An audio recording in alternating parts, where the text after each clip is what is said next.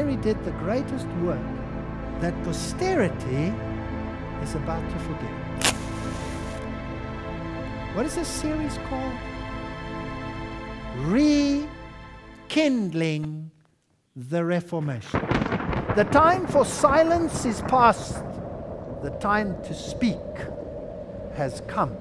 Wake up the whole world. Now is the high time to awake out of sleep. Today I'm going to show you the seed of the new world order and also the mark of the beast that they already have. All they have to do is enforcing their law.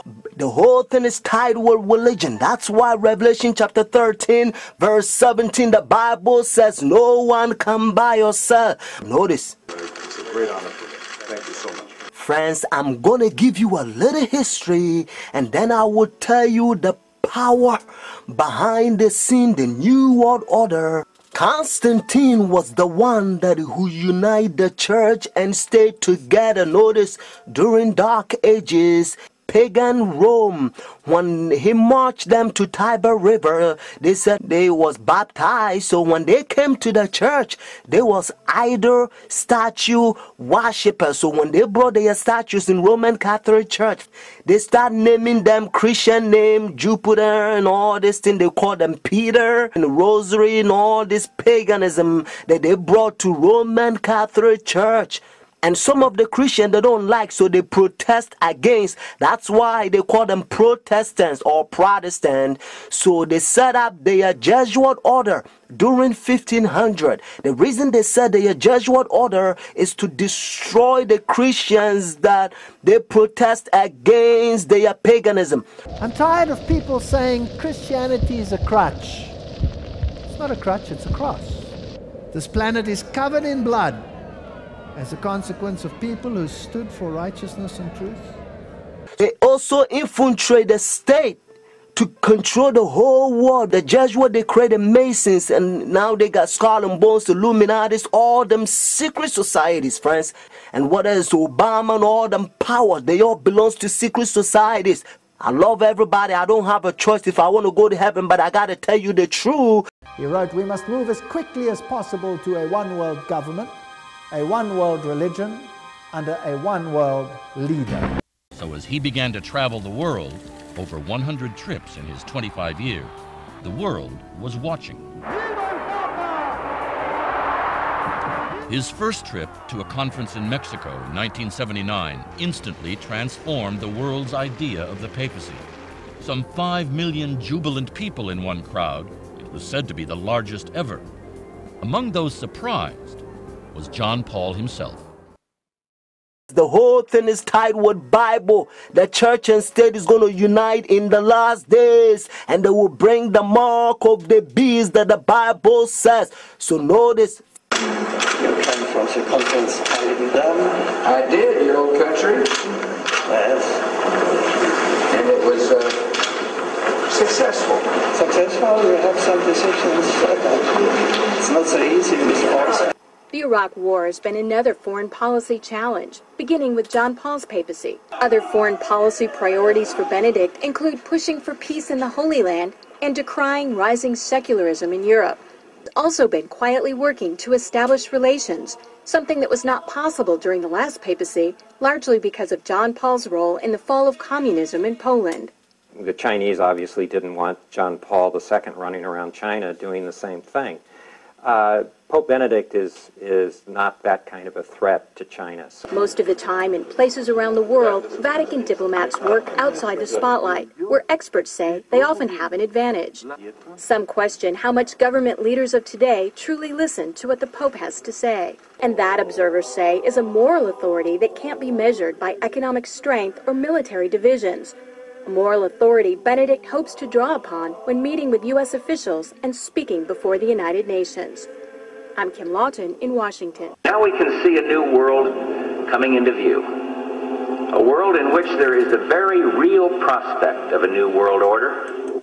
Pope Benedict XVI is calling for a new world financial order. A document entitled Charity and Truth was released just hours before the G8 summit. Friends, the Jesuit order, they also infiltrate every religion. especially Sunday churches. That's why Revelation chapter 17 called this power whore. Notice, the mother of harlot. Jesus Christ is the one who died for the whole world, and he's drawn everybody to himself. But this power, they don't want you to go to Jesus Christ. They want you to go to them and confess your sin to them. So notice what Revelation chapter 18 says. And they also infiltrate the kings, presidents. So notice, and he cried mightily with a strong voice, saying, Babylon the great is fallen, and is fallen, and is become the habitation of devils, and the hole of every foul spirit, and the cage of every unclean and hateful bird.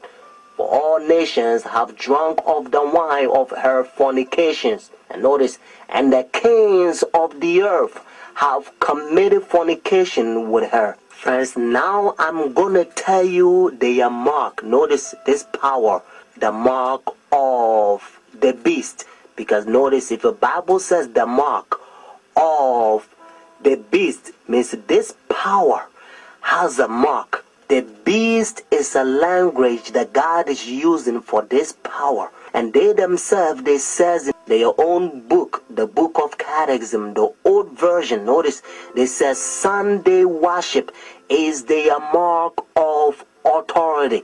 The new version, they don't use the word authority, but at least, thank God, they still admit it. Even the new version of Catechism, they still says they changed the Sabbath from Saturday to Sunday. Friends, the mark of the beast is now worldly speculations that sometimes you hear.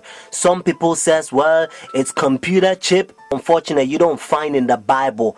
And some people says, it's 666. But according to Revelation 13 verse 18, actually 666 help you to find the beast. What I mean is to identify the beast. But the Bible says the mark. The reason why I repeat and I kind of stretch it, because I don't want you to miss it. It's a deception. Notice the mark of the beast. It's clear. It means the power, the beast has a mark to change the Sabbath from Saturday to Sunday. But unfortunately, Sunday churches, they adopt sun worship day for so many years. They don't want to get rid of it.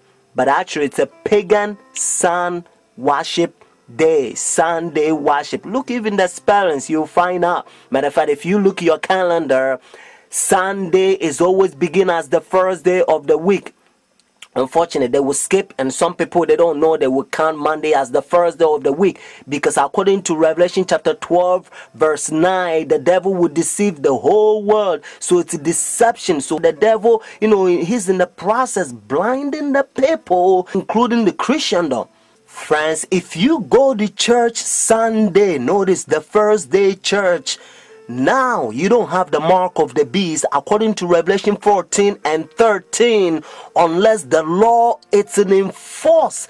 That's why now you hear different country, they try to forcing the people to now sell or do anything on Sunday because they try to enforce the law. But according to Bible, notice United States is the one who's going to cause the whole world to worship the beast. Their sun worship day means Sunday worship according to Revelation 13. So whenever United States enforce the law, then every country also going to enforce, because they control the whole world. Every president on the Roman Catholic Church. When our founders declared a new order of the ages, they were acting on an ancient hope that is meant to be fulfilled. And now, because they control every president in every country, they a new world order. So now they're using the president to sign up laws and all kinds of rules like gay and lesbian. And now they don't want you to talk about